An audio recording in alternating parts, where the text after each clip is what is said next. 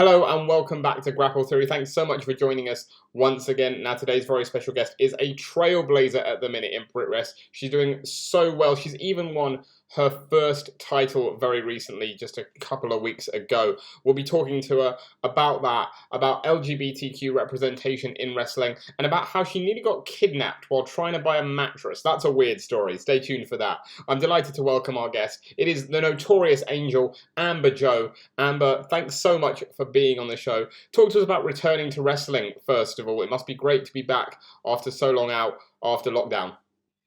Do you know, it's been a whole time. It's been a brand new high for me. I think the lockdown, I'm quite thankful for. A lot of wrestlers are like, I'm not, because with this lockdown, I've gone on doing interviews and being on social media, very, very active. I'm always active on social media. Like even if I have a match, I'm always like on Twitter 1 minute before the match. I'm just tweeting out because I'm very, very active. I get a lot of attention as well from big stars like Mickey James. I'm followed by Lisa Marie, Victoria, Sunny Kissick. All these people I get reactions and interactions with. So in that aspect, I'm very thankful for the lockdown because I just spent all my time on social media, like especially Twitter. I'm actually more active on Twitter than I am on Facebook. I think most people are now. I think that's the way, isn't it? But forget it, with that, it helped me build. It helped me build a name for myself rather than because. I had a name because, I was the Rev Pro's first transgender woman to wrestle there, even if it was just trainee shows, which I am very thankful for. But then I was like, that's great in a sense, but I want to be looked at not like the best because I'm trans. I want to be looked at the best in the world. I want to be on here with like people like Kenny Omega and Randy Orton, people like this. So I'm very thankful with the lockdown for that aspect to help me build myself more of a platform. Because over lockdown, I started with, I'm gonna hype now. I started with about 100 followers. And then 3 weeks into lockdown, I went up to 600. That's crazy. That's crazy. Was that something you'd always been good at in terms of like, maybe not just in social media, but business-wise, like plugging yourself and doing stuff like that? Was that something you'd always had a knack for? Yeah, I goes into I've spoken to gym members, like to gyms, and I just talk about me exercise and all this lot, and I said, like, I showed them, obviously, I have a bit of not like a massive following. Like, I don't have like 70,000 followers. But I have quite a lot for someone that's very, very early into their career. For sure. I've only had 3 matches. So with the following, I'm probably one of the most followed trainees in British wrestling. Yeah, absolutely. I mean, there are people who have been in it for years that don't have as many followers, which is... But yeah, I goes in and I walks out with a free gym membership. And all I have to do is have their name, like the gym name on a pair of tights, do a few photo shoots of me working out, promote them, promote myself. And I was like... Easy. Okay, I only came in here to talk about like how I could help. I've walked away with a free gym membership. Not bad at all. Yeah. I'm a very persuasive person. I found that out as well. I'm very good at publicizing myself. So who knows? Maybe I'll go to college or university and get a business degree because I seem to be really good at it. Definitely something there. Definitely something to think about for sure. For sure. And we were talking about again before about your upcoming title match, first ever title match. I mean, obviously, as we mentioned, this will be going out after the match has happened. But like I was picking up on before, whether you win it or lose it, it's just got to be amazing to be able to have that moment now. And again, like you said, only 3 matches into your career, have it come so early. It's mind-boggling. Like I've had a mixture of responses. I've had people be like, "You don't deserve this. You've done nothing to pave your way." I've had people say they're only doing it because you're trans. Like I've been belittled because I'm one of those. I don't keep things to myself. Like when someone's like, "Oh, by the way, you're in a title match," I'm like, right, that's it. Social media. I'm like, yeah. Yeah, absolutely. You gotta let people know. I'm so excited. Like I'm a wrestler, but I'm also still a wrestling fan. So I get way too overexcited. I need to reel that in a bit. But win or lose, it just means everything to me because now I have to be really nice here. I'm giving. I feel like I'm having that same platform that Nyla Rose has, but I'm doing it in British wrestling. Sure. I found out there are a few other trans women in British wrestling, and I was like, oh, I didn't know this, because this makes me sound so big-headed. I promise everyone I am not a bitch. But like when I Google trans wrestlers in the UK, I'm the only one that pops up. Like I'm on everything, but I also think that's because I'm very open about it.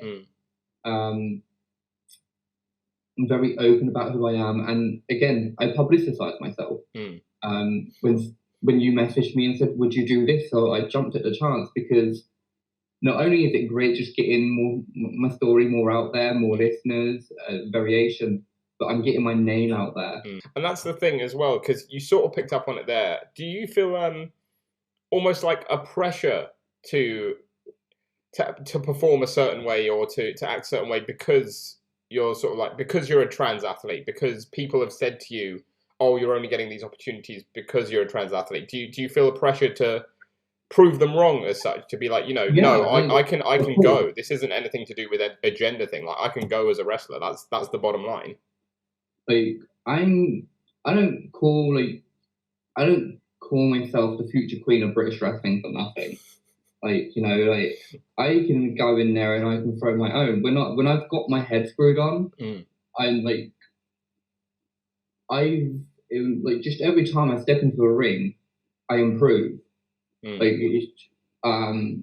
years ago, I couldn't even throw a good clothesline. I couldn't run the ropes or anything like this. My footwork was absolutely awful. And fast forward to now, like I get complimented on my bumps. Chris K himself turned around and said, "Them bumps are probably one of the best that I've seen." Wow. From a lot of people. Wow, strong praise, yeah. Yeah. My selling, Rishi Gosh has said that my selling is a very good strong point. That's my selling point. Also to the fact that I'm a 5'11", now I'm about 175 pounds of muscle. But that's also a selling point. I've been complimented because I am a nice person, but when I'm through the curtain, I'm a bitch. Yeah. I'm just, it's like a whole different switch. The only thing I need to work on is having that thin line, because sometimes even after a show, I've still got the mantle of the Notorious Angel, just and like some people come up to me and I'm just like, no. But I did well. I did well in my CWP debut because I went out, just met a few people. I was like, no one's gonna want a photo with me. I was supposed to come out with this, obviously, like my heel attitude, being like a bitch. And then this little girl come up to me, gave me a big hug, asked for a photo, asked for my autograph, and said that I was her favourite, and that I'm very, very pretty, and that she can't wait to see me. She can't wait to see more of me. Oh, amazing! And I just have tears, and I'm just like, yeah, got you. Yeah. It's amazing. Yeah, I was going to say that's got to be tough because we spoke about it before. The sort of like the heel behavior, and obviously in the ring, you know, you can act that way and be brash and be bold, which you are, and it's fantastic. But is it sort of weird then being that role model, like you say, who's like gaining that following, and you know you've got people looking up to you, and so outside the ring, you need to be that like not that heelish. Yeah. It is really hard. But I'm working on trying to convince a lot of people because a lot of British wrestling babyface, heel, good guy, bad guy. I want to be like that in between. You know, like they call him a tweener. That I have a following. You know, I'm an inspiration to people. But I'm the type of girl that knows what I want, gets what I want, and if I have to cheat to get it, I don't care. No problem with that at all. No, that's how it should be. Yeah, for sure. You got to go after what you want, don't you? That's the thing. Yeah, whether I get booed, whether I get cheered, at least I'm being acknowledged. Yeah, for sure, for sure. And you mentioned as well, like you know, you mentioned monikers. Talked about us about the Notorious Angel. How did that name come about? How did you come up with that? So my original plan was to be called the Apex Angel. Nice. No, I have to word this properly because the last podcast, the last interview I did, I just called myself a predator, and I just had I just got a look, and I'm just like, okay, maybe rephrase this. Like, I'm a beast. I'm not good at wording things, but no, like I'm a beast in the ring. And then someone was like, it was one of my coaches. I think it was Dan McGee. He was like, but then you've got someone called like Randy Orton that has that nickname. And then I was talking to, can't remember who it was talking to, but it was some sort of seminar. And I was talking to someone, and I said about like, no matter what, I want the word angel. You know, like I've always been fascinated in Charlie's Angels, which is why my following are called the Anders Angels. Yeah. I know, right? Big rip off. But I'm also in touch with my Christian beliefs. The only Christian in the family, actually. I'm not a good Christian, but I still believe in God. I mean, sure. I have tattoos and I swear and I cuss, but oh well. So I was talking to someone and I had this whole moniker, like I was going to call myself the Fallen Angel. And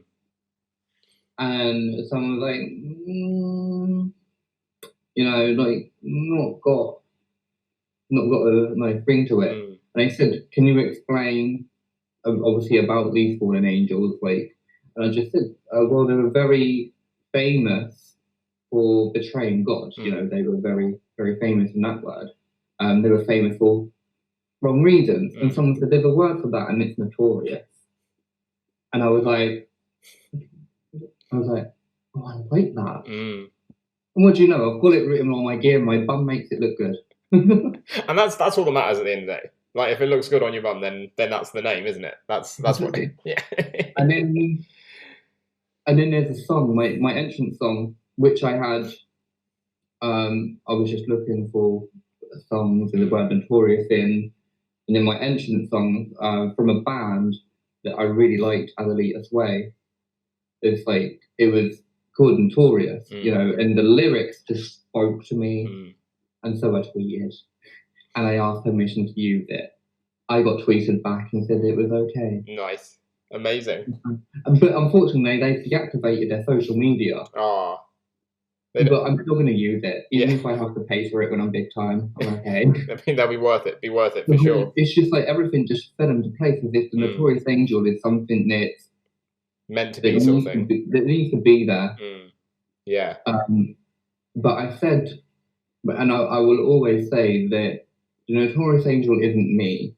It's everyone. You know, whether in like 10 years' time, or well, I hope not 10 years' time, I'll only be 30. In about 30 years' time, right, when I'm in my 60s, hopefully have a career like Mae Young, bumping in my 60s through a table. Like I'd like my niece is 3 years old and she is wrestling obsessed. I'd like her to pick up the mantle of the Notorious Angel and like call her, that's her nickname. But obviously she'll just have another wrestling name. Yeah. So it's just a nickname. But it's something that I'd love to, you know, if I have kids and they get into wrestling or any family, I'd like that name to just be passed on. Yeah, that legacy, yeah. It's like the name Snither. Yeah. I want the name the Notorious Angel to be like a legacy name, a household name, like the Knights. Yeah. I was gonna say, picking up on like sort of what you're saying and how you're saying it as well, that seems like it's something that is very important to you, that you leave that legacy, you know, when your career's done, despite the fact that obviously your career's very early, you've still already got that ambition of, you know, I want to leave something behind that's going to be remembered. Yeah, like I've already spoke to me, like I've had a few scares, like just in training. I've had a few neck injuries and I'm like, what if, you know, unfortunately I can't wrestle again. But I have a trans friend who loves wrestling. So I said to her, like, if one day, for any reason, touch metal, it won't happen for many, many years, I have to retire, I will generally give her my gear as long as she picks up the mantle. It's like a Marvel saying, like picks up the gimmick or whatever. Yeah. And she was like, "Are you sure?" I was like, "Yeah, I'd mainly want another trans girl to, you know, because you're not gonna have Black Panther, like you're gonna have someone from Wakanda pick it up. Yeah. Yeah. You're not gonna have Superman fly in and be like, "Oh, I'm the new Black Panther and Superman." Yeah. That makes no sense, Amber, but okay. No, I get where you're coming from. Yeah. And she cried. She was like, "Do you know that means a lot? A lot of people won't. A lot of people will be like, oh, her name's their name." I'm like, Amber Jo, you know, that's my name. But the Notorious Angel, I just feel like it's something that everyone, like when I retire, it should be something that is a nickname. Yeah. Like almost like again, another odd way of saying it is almost like 007, like James Bond. Like it's just like that's just the nickname of that agent at that time. Like it doesn't matter who takes it up, but like obviously you want it to be someone from your community as well. Like Doctor Who. Yeah, like Doctor Who as well. Yeah, exactly. And we'll talk about your sort of that was a very odd tangent, but I liked it. And we'll talk about your training as well, because that's something that I'm intrigued by. Is when you first, well, it's sort of a two-part question, but when you first started your training, coming into wrestling as a trans athlete, up until now, up until this stage of your career, have you seen an improvement? Like what was it like then coming in as a trans athlete, and have you seen BritWres especially improve in terms of its representation in sort of just generally the LGBTQ community? And obviously, I went in and trained with Portsmouth School of Wrestling. Besides people that, like other trainees that bullied me and obviously led to me walking out the door, because I'd still be there. But besides all that, like I would never fault Andy Gordon. You know, I walked in and I was like super nervous. And I turned around and just asked a question, and I was like, I'm trans. And he replied with like, yeah. I was like, when I have matches, I know it would be a long way away, but actually it was only 6 months into training. And I was like, who would I be fighting? You know, because it's a general, I don't know what people are like. Yeah. And Nyla Rose only just really started out in AEW, and I weren't really watching it. And he was like, well, do you see yourself as a boy or a girl? And I said, well, I'm a girl, you know, and I want to transition into a woman. And he said, well, there you go, then you'll be part of our women's division. And I would take, and since he said that, like, my heart sunk and I felt welcomed from the coaches, some of the trainees. We were friends.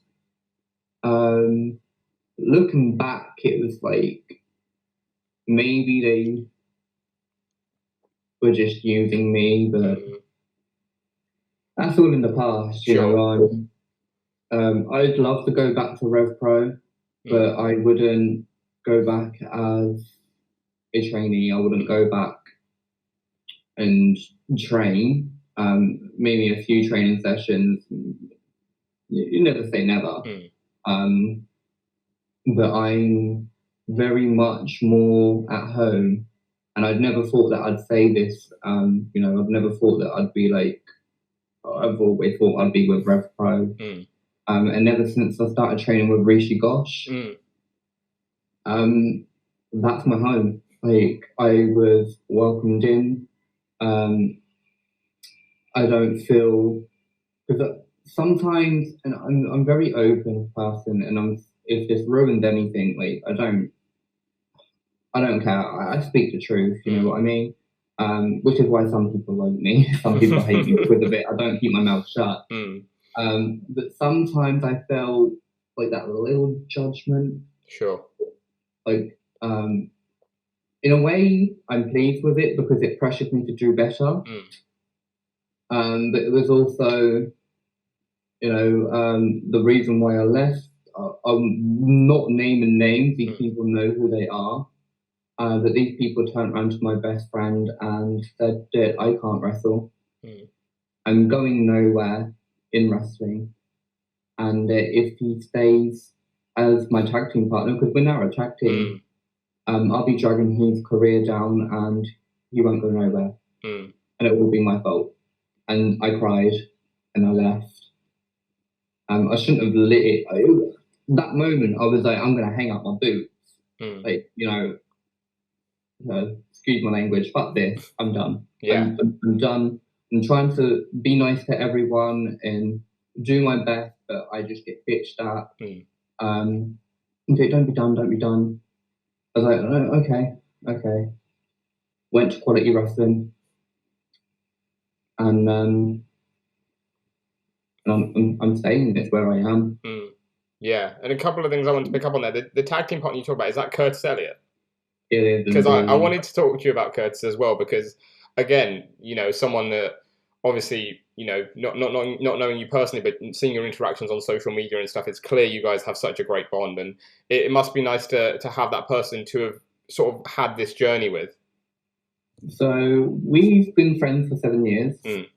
I got him into wrestling. Okay, I was going to ask who got into wrestling first, but yeah, I've been watching wrestling since I was a kid. Big mistake though, because the first match we really watched was the Bella Twins, and now he's hooked on them. So no. So we were just we played WWE games when he came round. We watched WWE Network. We had a laugh, and then we just took the chance of becoming professional wrestlers. Like, you know, because he had a dance background. He had a passion for dance, for drama, and all this. which is why the little bitch is really good in the ring, because everything he just does is just to perfection and just so graceful. And I'm like, just go away. But in that case, we complement each other, because he's more of a high flyer and then I'm more of the brawn and strength. I like to call ourselves AJ Lee and Tamina. Yes, yeah. But without one overshadowing the other. Yeah, so we got that, and then we've also now got a place together. Nice. You know, we're a tag team. We're best friends. We live together. We train together. We travel together as well. Like, wherever I go, I try to like flick some switches and do some persuasion and be like, "Oh, can you bring him in, please?" Even if it's just to escort me or whatever, just get him in the door. Yeah. Because wherever I go, I want him to go with me. You know, very, very stupid. If I was offered an AEW contract, I'd negotiate and be like, okay, but as long as he's coming. Wow. Through everything, you know, like, I will do anything, because he is. I'm trying not to big him up because he's in the bedroom, so I don't want to blow up his head. But he is incredibly, incredibly talented. And if I can use, obviously, I'm getting my platforms being used for bookings, and if I can use that as a way to be like, okay, you need to take a look at this person. Like, you know, we come as a 2. Yeah. Well, we actually come as a 1. You know, if you book me, he's on. Whether he's just escorting me. That was with the Immortal show. He was supposed to just come along, walk out the ring with me, be my manager, and then the promoter saw some stuff and he was like, "It's not much, but would you like to open a match?" Nice, amazing. And I said to him, "You need to take it. You need to take it." So I'm walking out with him in the beginning of the match, and then he's walking out with me later on. Brilliant. And so, like, if I can get him noticed, as long as he don't get too noticed, you know, I like to think that he'll do the same. Do you know what I mean? Like, we're best friends. So if I can get him out there, then, you know, even if I don't make it big, if that means he has the chance to do it, and I can help that, then I would, because he means everything to me, and I see the passion that he has for this. I see, as a wrestling fan, I see the level of talent that he possesses. I mean, the kid does a big boot into the split, like, yeah, you know, crazy stuff. He does a split leg moonsault, and I'm just like, go away. I'm not really, but I see all that, and if that's something that I can help progress, then it's something that I'd love to. You know, I've took over his social media. He's not very active, bless him. I took over his social media again just to help him out, because I want to see him succeed. You know, I want to see the best for my friends. Like, I'm acting like a manager, aren't I? Can definitely see a future in it, for sure. Yeah, well, I actually been told. I've been told from some people that I'd make a good manager. Like, I can wrestle, but I'd make a better mouthpiece for someone. Yeah, I can see that from this chat. Absolutely, you've got that sort of like gift of the gab type thing. I just love to talk. Yeah, I just love to talk. No, and I talk too much when I'm nervous, and like, obviously when you're out in the ring, you're nervous as hell. So, like, put a mic in front of me, I can talk all night. But that's good, isn't it, as a wrestler, you know, to be able to, you know, if someone wants you to do a promo or something, or you just want some mic time, be able to like turn it on like that, that's what you need, isn't it? Yeah. I mean, I wouldn't mind, like, if I ever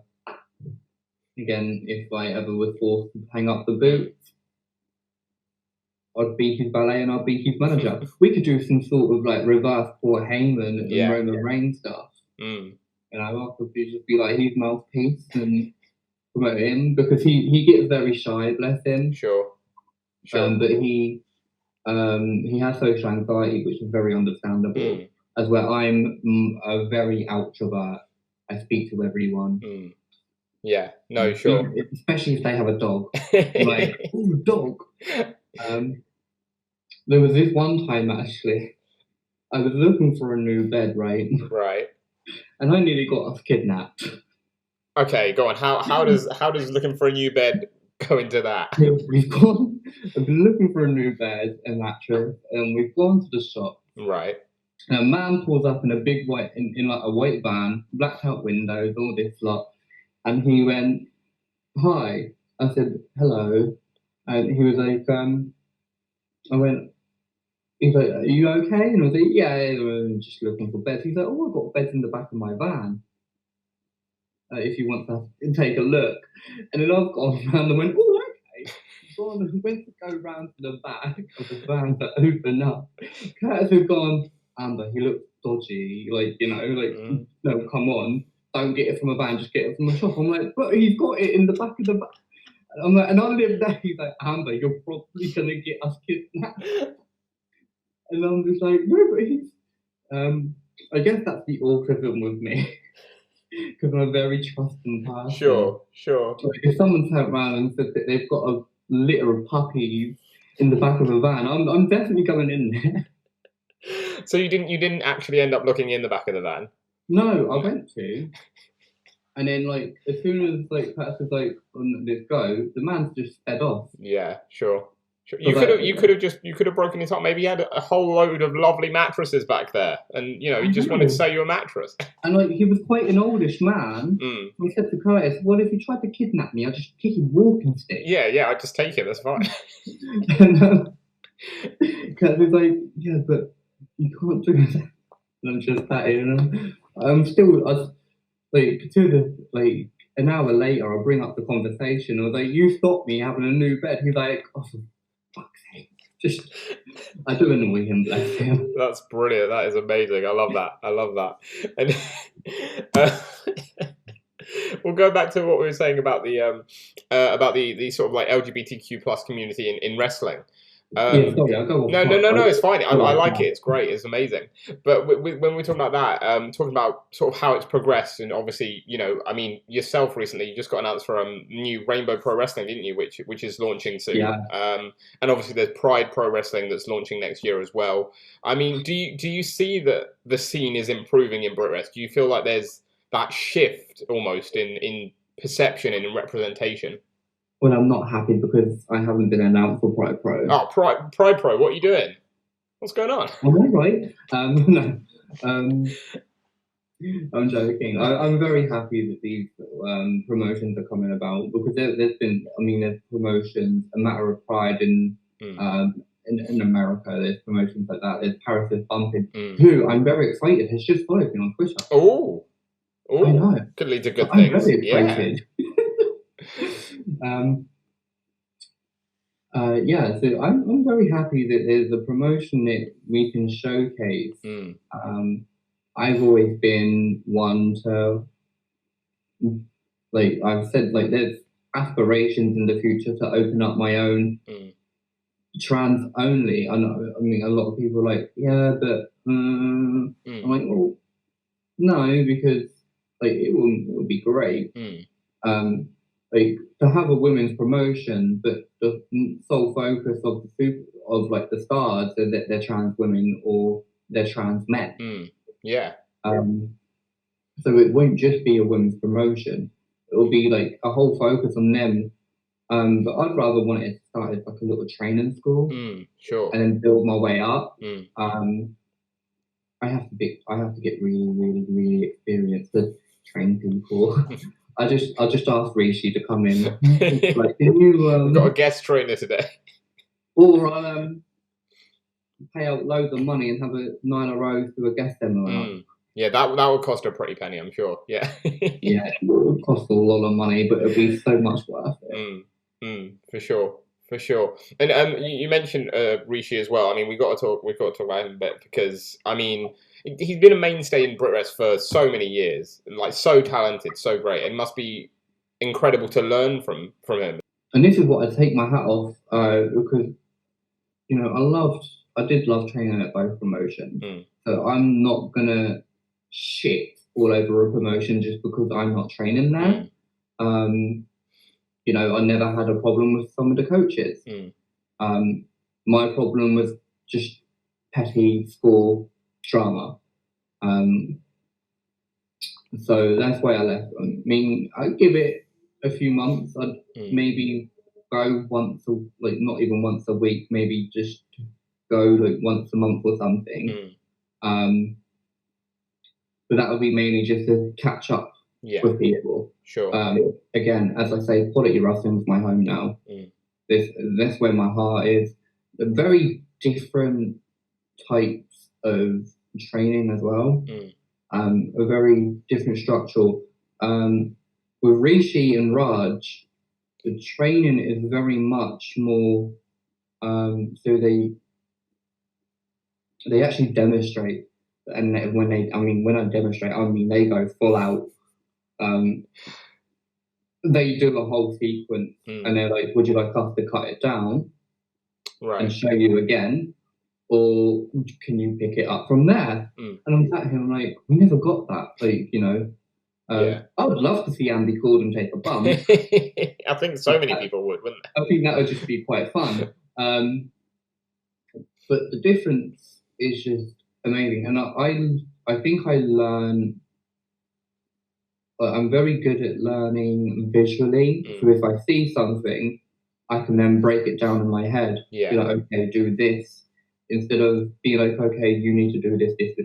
And I, again, not pooping, which is why I really loved being trained by Joel Redman. Because he again, he showed us, and being trained by Joel Redman is just huge in itself because he's one of the best British grapplers there are.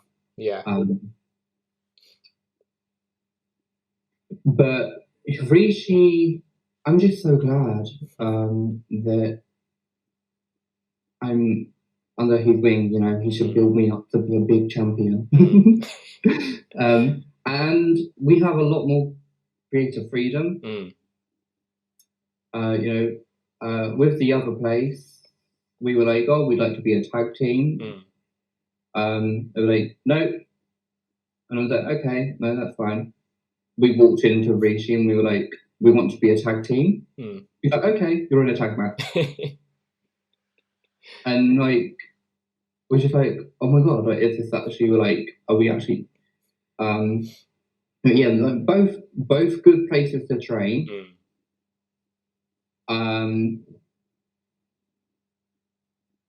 How can I say this without sounding like a bitch?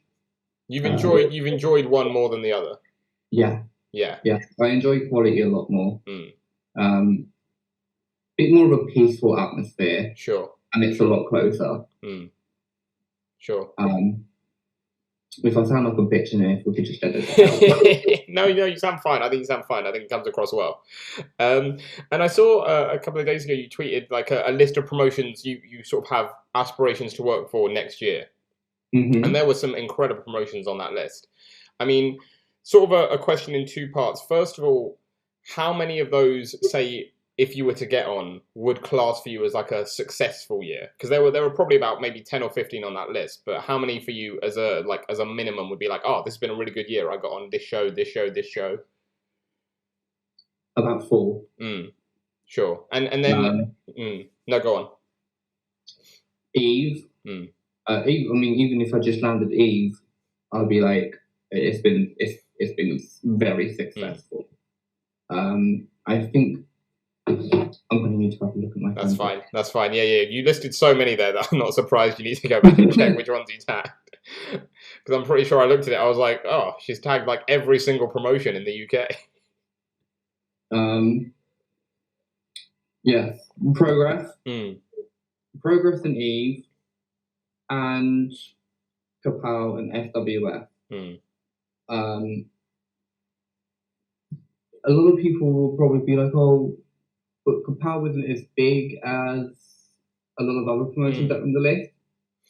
But Kapow was like the very first indie promotion that I went to when I was like 15. I grew up with Priscilla, like watching Priscilla and Lukachu and like things like this. So like going on there will be a massive like, okay, I've gone as a child fan to now wrestling on their shows. Yeah, like a progression sort of thing, you know, grow up watching it, then be on it, and yeah, like WWE. It's like my indie WWE to just get on there and be like, oh my god, I've gone from sitting in the crowd to being in the ring. Progress wrestling. Yeah. One, it will be massive. Again, a lot of people like don't just promote yourself because you're trans, but then if a trans person was to land on Progress Wrestling, I think that's a lot bigger than being on Rev Pro. Yeah. Because Progress Wrestling, I mean, their shows are on the WWE Network. I can watch myself on WWE Network. But also, it's they have remarkable talent. Lana Austin, I so want to wrestle her.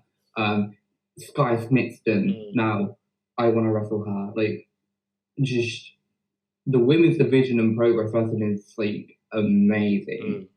Yeah. Wild Ball Wrestling. I've met the promoter once, get to see him again, hope to impress him. And even that would be like a big accomplishment. Obviously Pride Pro, because then I can bring in that trans representation. And Wrestle Carnival, yeah, and Wrestle Island. Yeah. Again, they have some of the best women's like team. I mean, even some of the best men. And I'd rough and tumble a man. You know, I can prove that I can hang around with the big guys. Yeah, I was gonna say, because you mentioned a lot of sort of like a lot of women's matches, but would you be like cool with intergender matches? Is that something you're like down for? And oh yeah, I mean the biggest promotion that I really want to debut in would be WAW. I mean, I am a big fan of obviously like growing up watching Paige. Rather close with the family. You know, I hop in their Twitch streams and I'm like, hello. I feel like I annoy them sometimes, but I annoy everyone sometimes. Never my intent. And to the fact that they're probably the most well-known promotion, and to pick their brain and to learn and to be taught how obviously a big inspiration of mine was taught would just be a dream come true. And especially to wrestle with the Bellatrix female warriors would just be, would be like, if I just landed that alone, I could be like, I've had a good career, I'm done. Yeah, for sure. Obviously not, but I know what you mean. Yeah, it's somewhere that it's my biggest aspiration to get to before I make whether NXT UK or fly off to America. Sure. No, sure. And you mentioned again back to sort of some of the matches you mentioned, you know, the likes of Sky Smiths and Lana Austin, and you know, obviously Progress, you know, takes, you know, it's the BritWres scene, the BritWres women's division essentially. If you took all the women in BritWres, you know, as its own division, that's such a competitive field to be in as well. And like, it must be quite nice for you to have that challenge of like, this is the level I want to get to. These are the guys I'm competing with to get to. And also, if you face them, then it's just even more learning.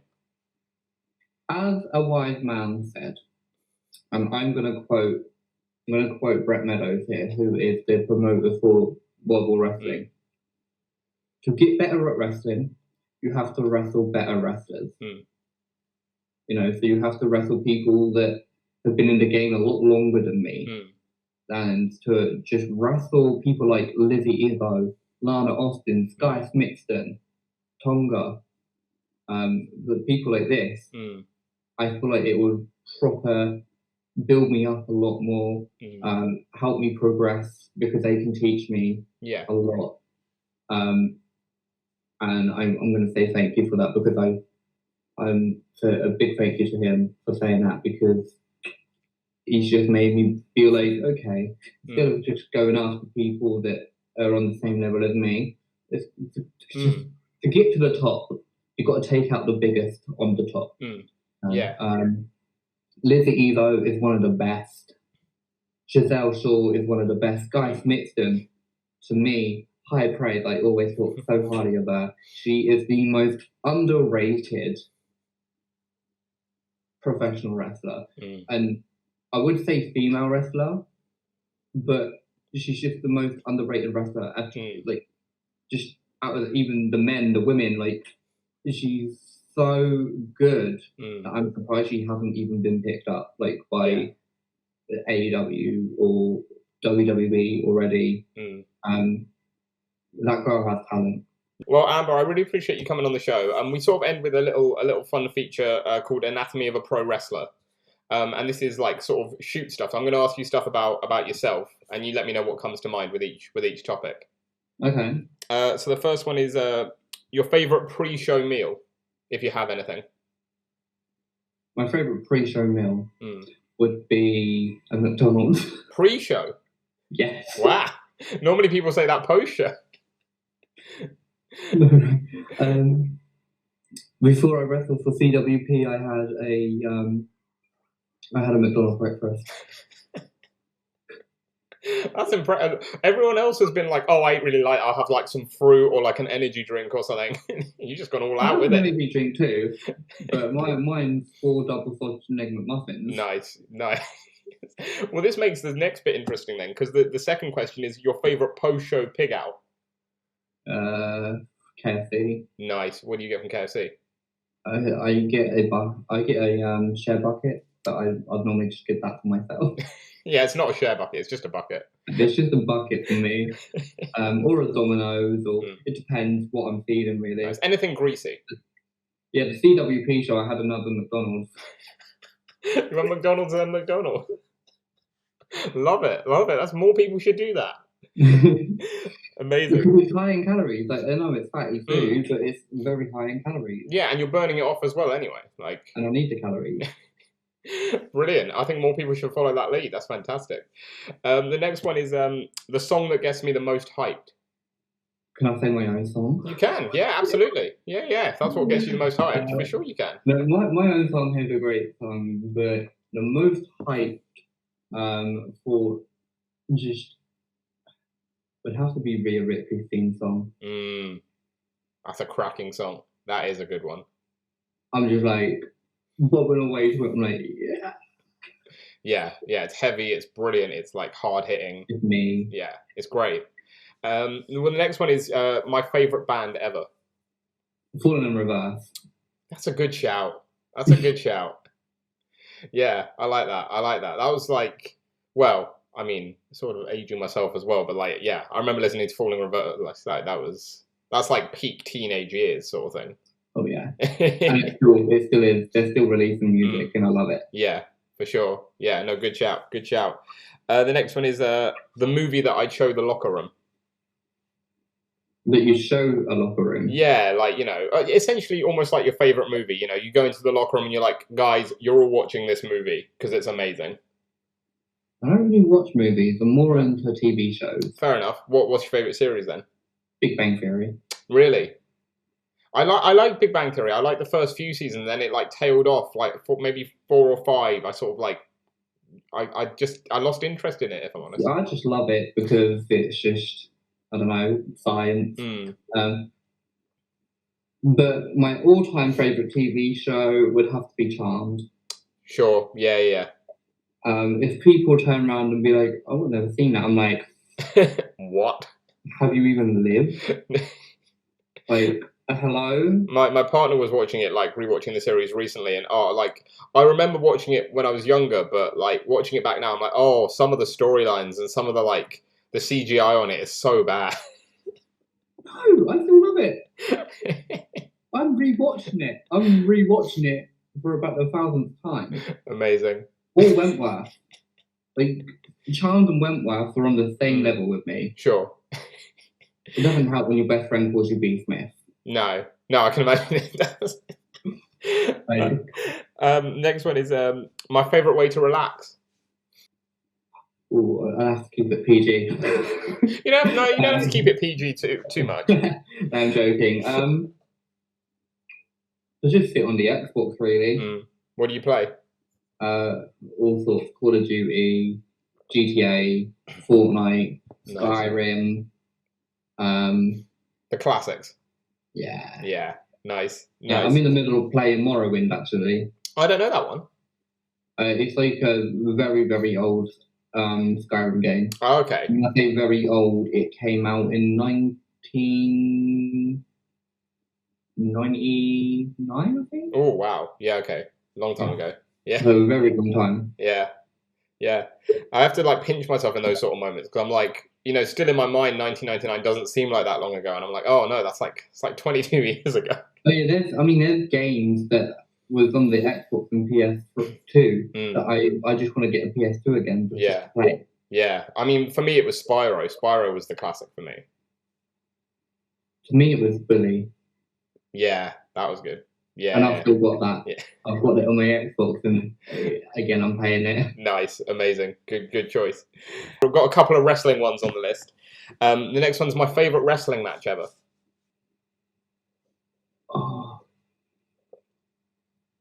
I can see like the thought process going through your mind, but like, how do I pick one? Yeah, there's so many.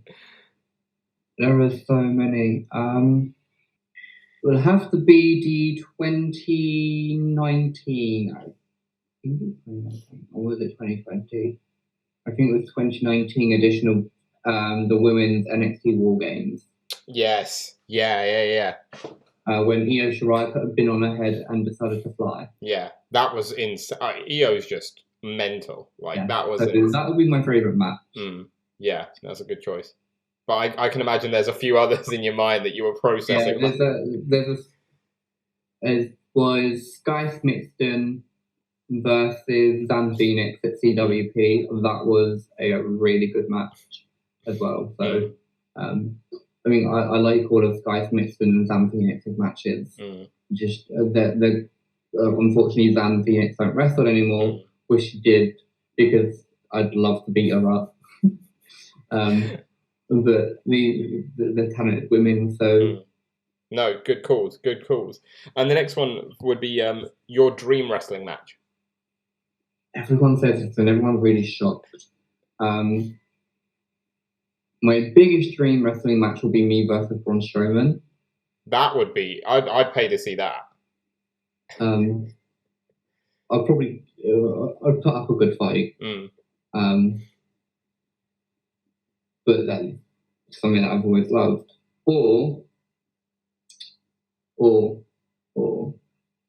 it would be me versus Sky Smithson versus Nightshade versus Jamie Hayter. Oh, yeah, that would be a great match. Or okay, put this out. Okay, this trumps all of them. Trust me. Okay? Right. Me versus Nyla Rose. Yeah. Mariah Marino versus Candy Lee. Nice. A fatal four-way battle of trans women. Yeah, that'd be great. That's got to be the one. If you start your all trans promotion, that's got to be the first main event right there. Oh yeah. I said if I was to go to AEW, there's an instant storyline there with me and Nyla Rose. Oh, for sure. Yeah. We could be a tag team, and no offense, baby girl, I love you to pieces. I could be the one that people cheer for, so she turns on me, or I turn on her because I don't want to live under her shadow. So we could start off as a tag team, and then we could build it up to a really big rivalry. Yeah. That'd be To great. be fair, I'm very impressed, right, actually, with Jamie Hayter and Nyla Rose's tag team match. That is on the list of one of the best matches that I've seen. Yeah. Thunder Rosa and Sheeta, wasn't it? yes, she was absolutely amazing as well. I just love that. Fantastic. Yeah, great match. No, great match. Away from wrestling, a couple of, just two final ones. The next one is my favourite place in the world. Definitely the wrestling ring. It's where I'm the happiest. Sure. Nice. Well, the next one would be for travel because it's your dream holiday destination. Salem, Massachusetts. Really? I'm a big fan of witches. I was going to say, clearly, that's Salem witch trials as well. That's actually like my dream place to go. Nice. That New Orleans. Curtis is New York. I'm just sat there like New York's like an overpriced, overlarge. Yeah, everyone goes there. That's the boring answer. It's London or Alaska. Anywhere where there's like wildlife and like history behind it. I'm very much sounding like Brie Bella right now. No, it's great. It's great. It's a good answer. I like it. Well, no, Amber, I really appreciate your time and chatting to us. I know you're busy, and it's been brilliant having you on the show. We normally end each podcast just giving our guest a little bit of self-promo time.